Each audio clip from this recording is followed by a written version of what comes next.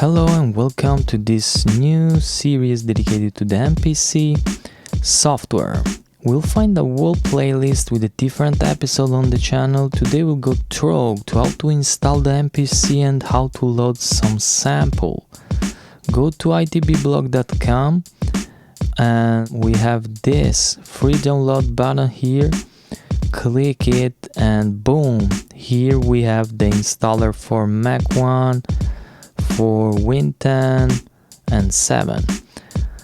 Click here, download it, and boom, double click to the package, hello, and continue. This is the installation for the M1. Okay, click continue. Here we have the standalone, the VS3, the AU, continue, boom, boom, boom. I installed it previously. Now I want to go to Logic, and here I have previously created the instrumental track, and I upload this plugin called MPC 2000 XL. Okay. This is a new version for the VMPC. I like too much this plugin, this sound. Go grab it right now because it's amazing if you want to make a beat like 90's. Is perfect. This plugin is very similar to the hardware. Even the way it works, the first thing you can do to get started is create a MIDI 4 bars like this, for example.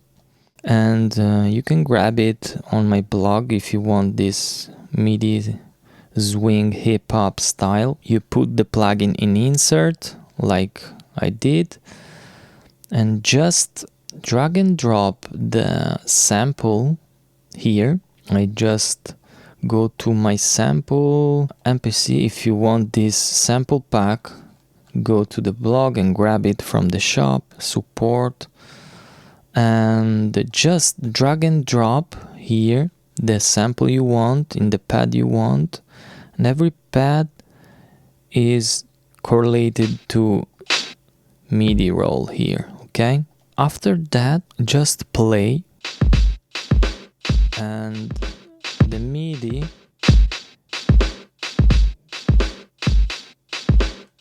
sound like this. Yo, every time you go, no, and just vibey, you know. You can change if you want.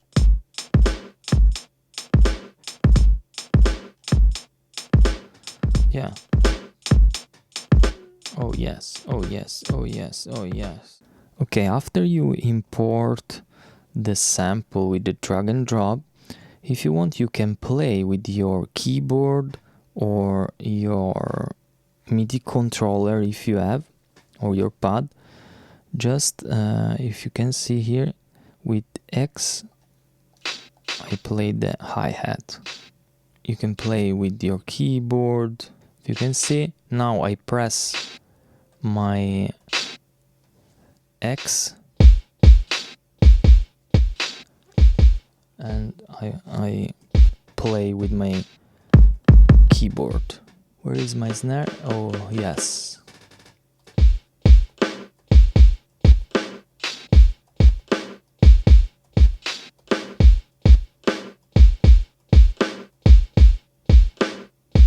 Okay, if I want to record MIDI, if you can see, if I press rec, nothing be happening MIDI. And here I have an instrumental track, right? If I want to record an audio, you just create an audio track and route this MIDI to the audio here. And for example, I route this audio in bus 6, this output of the instrumental go to the bus 6 and arm the track. Let's go with the recording. Select the VMPC and do cha do cha do cha do cha do cha do For example, you can record the audio like this, but if you want to record the MIDI, it's crazy stuff. Now, basically you need to open the plugin in standalone mode, and if you go to the standalone plugin, where is the standalone MPC?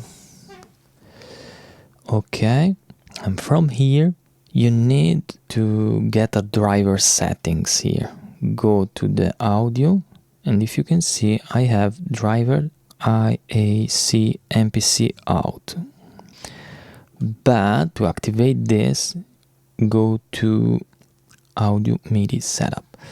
From here you go to window and show MIDI audio setup here.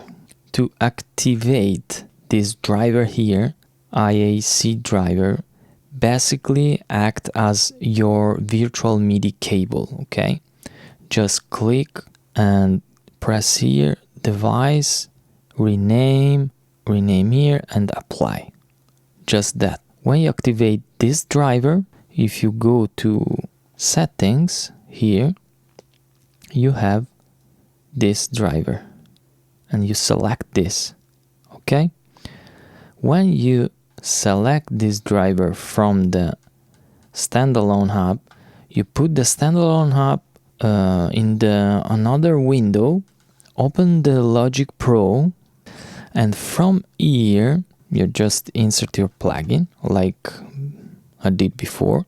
Upload your sound to the pad. In this case I have this sound here, and with the standalone hub that I have opened here, if I press, this is the standalone, okay, this is the plugin inside the DAW, and this is outside the DAW, okay, and in this, when I play, if you can see, I trigger this inside the DAW. To make this magic happen, you go to Inspector in Logic and go to Input Driver here and select the driver that we made before, okay? And now when I go to record, let me show you.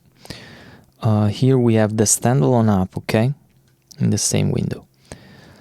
Now, when I go here and press recording,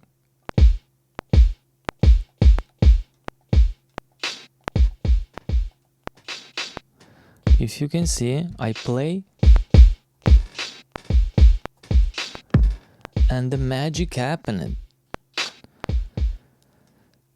Now I have the recording in MIDI, okay, in real time. It's nice. This is nice. So the important thing in this first lesson is to understand to use it as a plugin and trigger it with MIDI files or through a controller. Since I'm not very good at playing it manually, I use it with the MIDI files, but the choice is up to you. And that's it for the first episode. Thanks for watching.